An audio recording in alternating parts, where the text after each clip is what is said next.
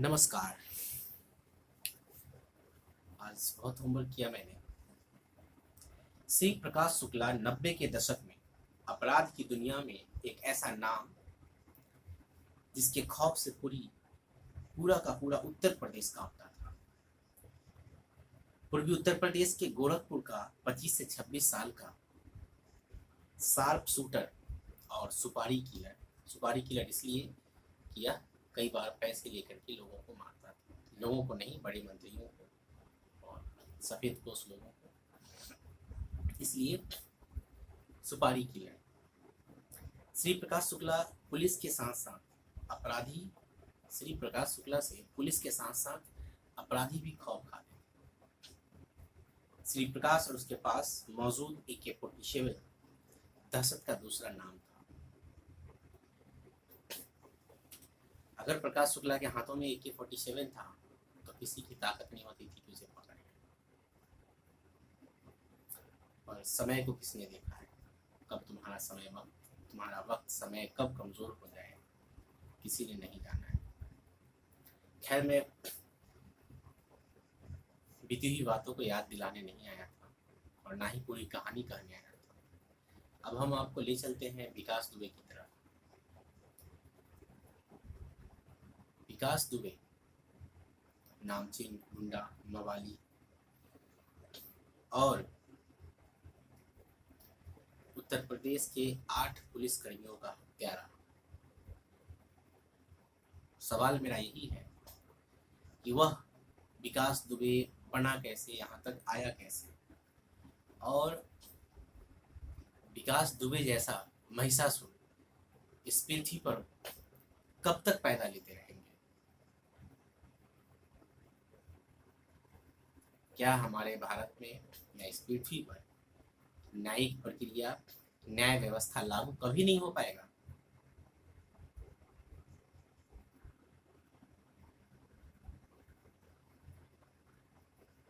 जब भी किसी गैंगस्टर की मौत होती है तो लोगों को अच्छा तो लगता ही, मुझे भी अच्छा लगता है, लेकिन अपने अच्छे दिनों में यह गैंगस्टर कितने परिवारों को उजाड़ चुका होता है।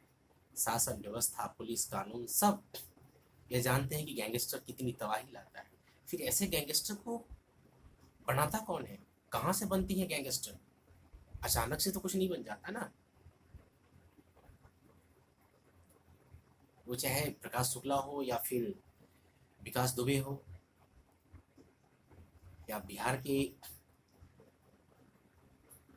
अंदर बहुत सारे ऐसे गैंगस्टर रहे। शहाबुद्दीन की बात ले लीजिए, ये लोग अचानक से थोड़े बन जाते हैं। कौन बनाता है?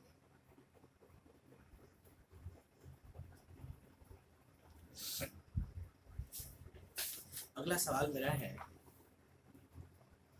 कि आजकल मैं फेसबुक पे जब आता हूँ तो कई सारे मित्र ऐसे होते हैं जो सवाल, उनका पोस्ट होता है, उनका एक पेज रहता है या फिर पोस्टर बनाकर भेजते रहते हैं। कसाब को जिंदा लाया गया था, उसने क्या उगला, उसके ऊपर सरकार ने 3 करोड़ खर्च किया, सॉरी करोड़ों खर्च किया, और उसने क्या बताया? कुछ नहीं बताया। बात तो सही है, पर एक बात बताना मित्रों कि एक अपराधी को यदि आप 10 साल बाद भी सजा देते हो तो भयानक सजा होगी उसके लिए। मौत की सजा देनी है अगर 10 साल बाद भी देते हो तो बहुत भयानक सजा होगी उसके लिए। पर क्या किसी निर्दोष को यदि सजा मिल गई तो आप पूरी दुनिया के पैसे खर्च करके, ताकत लगा करके किसी को जन्म दे सकते हो, वापस ला सकते हो उसको? नहीं ला सकते हो। तो हमारा न्याय व्यवस्था जो है, न्याय सिस्टम जो है, बहुत लोकप्रिय है, बहुत ट्रांसपेरेंस है, सापेक्ष है, बहुत पारदर्शिता है उसमें, पारदर्शी है वो। आर पार देख सकते हैं, ऐसी न्याय व्यवस्था है। लोग भले ही लागू नहीं होने देते हैं कुछ लोग। तो मैं ये कहना चाहूँगा कि अगर कसाब के ऊपर करोड़ों खर्च हुए तो दुनिया के दूसरे देशों को यह मैसेज भी गया कि भारत एक न्यायप्रिय देश है और हर परिस्थिति में भारत न्याय का पक्षधर है। दूसरे देशों की तरफ अन्याय नहीं कर सकता है किसी के साथ भी। और यह भारत की गरिमा से जुड़ा हुआ शब्द था जो अपराधी को पकड़ने के पश्चात हुई। यहाँ वकील दिया गया, दूसरे देशों में नहीं दिया जाएगा। आपके अगर आप अपराध करते हैं तो आपके लोगों को इतना ज्यादा सपोर्ट नहीं मिलेगा। उसे तो मरना था, ये तो सारी दुनिया जानती थी कि साहब को फांसी होगी, लेकिन एक गुड मैसेज आने दीजिए। खैर, आपका जो भी प्रतिक्रिया होगा बताइएगा। अगला सवाल है एनकाउंटर वाली सरकार। कुछ लोग यूपी पुलिस योगी आदित्यनाथ को एनकाउंटर वाली सरकार भी कहने लगे हैं, और बिहार में भी कुछ लोग ऐसा ही चाहते हैं कि ऐसी ही सरकार बिहार के अंदर भी हो। लेकिन मैं ये जानना चाहता हूँ कि अगर एनकाउंटर वाली ही सरकार हो तो न्यायालय क्या करेगी? एनकाउंटर से तो न्याय संभव नहीं। तत्काल बचाव आपने कर दिया, लेकिन न्यायिक प्रक्रिया जो है वो अभी तो कुछ चीज है। इसलिए एक बात बताना चाहूँगा, मैं किताबों को पढ़ता रहता हूँ, और इससे अगर छोटी मोटी बीमारियाँ होती है शरीर में तो मैं उसका इलाज कर लेता हूँ एक्यूप्रेशर के द्वारा, आयुर्वेद मेडिसिन के द्वारा। लोग कहते हैं मुझे समाज में, अरे संजीत ने तो ये कर दिया, बहुत अच्छा बात है, इससे पूछ लिया करो। मैं बोलता हूँ उनसे कि डॉक्टर के पास जाओ। पता है क्यों? क्योंकि 2-4 दवाइयाँ जान लेने से मैं डॉक्टर नहीं बन जाऊँगा। ये तो उनकी वाहवाही है कि चलो मुझे बड़प्पन है कि मुझे समझने लग गई कि ऐसा है। उसी प्रकार सिर्फ इनकाउंटर से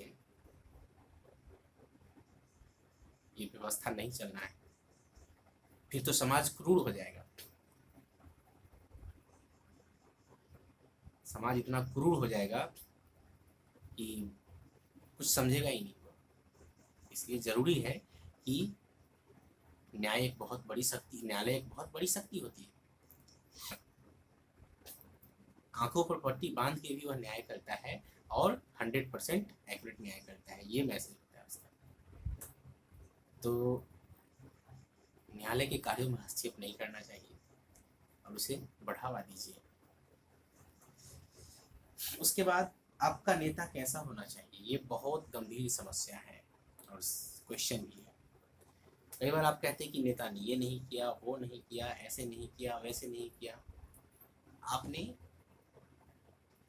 नेता ही वैसा ही चुन लिया, कभी आप अपने बीच का खड़ा करते नहीं है। बाहर से कोई आ गया, खड़ा हो गया, अगर वो फिल्म स्टार है तो आप उसको वोट दे देते हैं। कोई IAS IPS से रिटायर्ड हो गया, आप उसको वोट दे देते हो, कहीं का भी हो। मतलब जो जिस फील्ड के लिए, जैसे मनोज तिवारी है, रवि किशन है, बाबा रामदेव है, इन सबका अलग अलग फील्ड है। बाबा रामदेव मेडिसिन, योग वगैरह सिखाते हैं, उनका पूरा नॉलेज है। रवि किशन फिल्म बनाते हैं, उसका बढ़िया नॉलेज है उनके पास। मनोज तिवारी गाने गाते हैं, उनका बढ़िया नॉलेज है।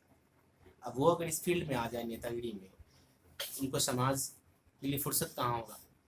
तो आपका नेता आपके बीच का होना चाहिए, जो आपके दर्द दुख तकलीफ को जानता हो, रोज आपकी रोड से गुजरता हो, वो आपका नेता होगा ना। MLA MP जो भी होगा।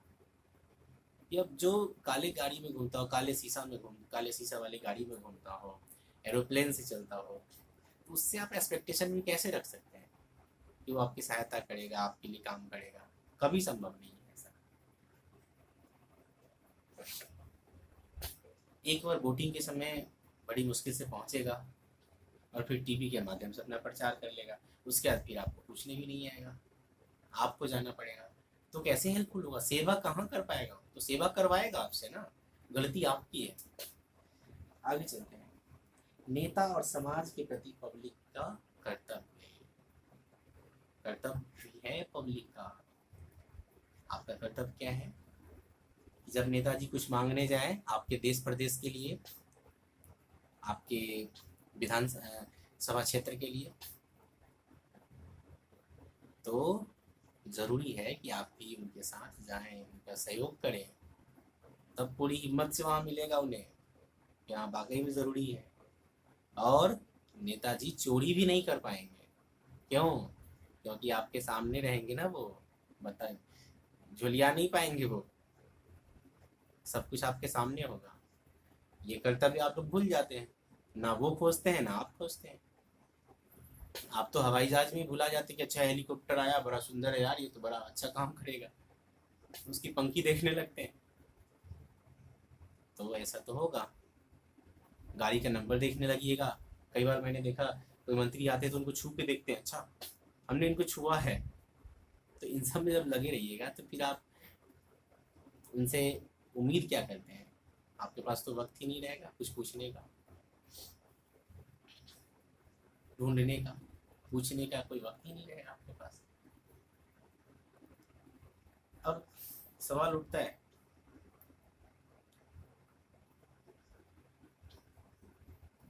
कि समाज से भ्रष्टाचार कैसे मुक्त किया जाए। भ्रष्टाचार कोई एक वस्तु नहीं है, तो कॉम्बिनेशन है बहुत सारी चीजों का, बहुत सारी कमियों का, मैं समझता हूँ। जैसे अशिक्षा, बेरोजगारी, अकेलापन, विरासत में मिली हुई व्यवस्थाएं,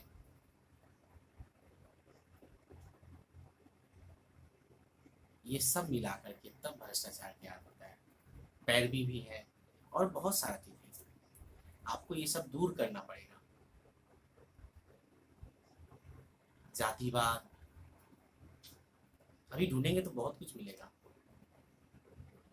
किसी के अंदर इतना दम नहीं होता है कि गोली मार देगा। एक विकास दुबे को जब 8 पुलिस वालों को उसने मर्डर किया और जब वो भाग गया, जैसे ही न्यूज और पब्लिक एक्टिव हुआ, सोशल नेटवर्किंग वेबसाइट पे लोग एक्टिव हो गए, तो विकास दुबे अपने आप सरेंडर करने चला आया।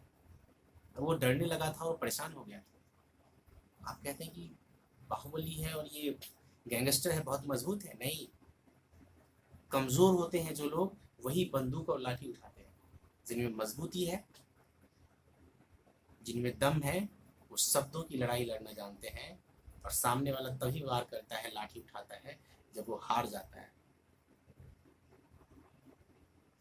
आप क्या समझते हैं कि बंदूक रख लेने से और लाठी चला लेने से वो मजबूत हो गया? नहीं, बहुत कमजोर है। इसलिए भ्रष्टाचार ऐसे नहीं मिट सकता है। आपको उन कमियों के लिए लड़ाई करनी पड़ेगी। आप घर ले लेते हैं सरकार से, खुश हो जाते हैं, चलिए भाई हमें घर मिल गया, आप खुशी रहेंगे। भैया उसमें रहने वाले लोगों को भोजन कहाँ से आएगा?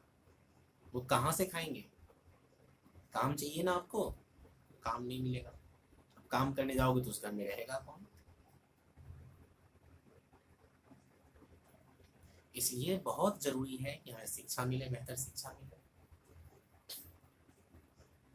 बेहतर जॉब हो हमारा, हमारे बच्चे अच्छे स्कूल में पढ़े, फिर जाकर के ये सारी व्यवस्थाएं बदलेंगी।